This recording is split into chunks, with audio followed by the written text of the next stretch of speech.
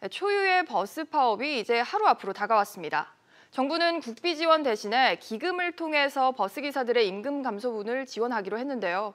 이에 대해서 버스노사는 미흡하다는 입장을 내놓은 가운데 오늘 오후 막판 협상에 나서기로 했습니다. 취재기자와 좀 더 자세히 짚어보겠습니다. 조슬기 기자 나와 있습니다.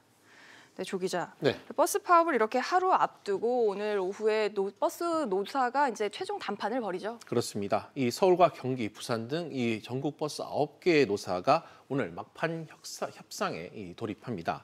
서울시 버스노조와 서울시 버스 운송사업조합은 오늘 오후 3시 서울지방노동위원회에서 2차 회의를 열고 주 52시간제 시행에 따른 임금 협상과 정년 연장 협상을 벌입니다.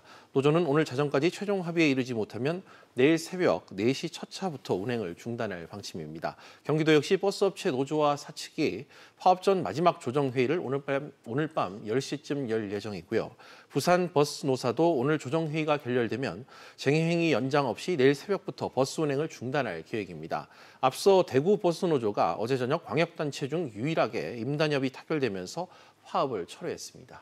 그런데 어제 홍남기 경제부총리가 노조 지도부를 만나기는 했는데 별 소득 없이 끝났나 봅니다. 네, 그렇습니다. 그간 이 버스노조가 주장해왔었던 이 주 52시간제 도입에 따른 근로자 임금 감소분을 이 정부 지원으로 국비로 지원해달라는 방안에 불가 입장을 밝혔습니다. 대신 500인 이상 버스 사업장에 350억 원 규모의 정부 기금을 활용해서 2년 동안 임금 지원을 약속했고 요금 인상도 유도하기로 했습니다. 그러나 이 핵심인 국비 지원, 그러니까 정부 돈으로 직접 지원하는 내용은 여전히 빠져 있다는 점에서 협상이 여전히 지지부진한 상태에 놓여 있습니다. 요금 인상 유도 역시 협상 주체인 지자체마다 사정이 각각 다르고 버스기사 충원 등 여러 안건이 맞물려 있어 조율이 쉽지 않은 상황입니다.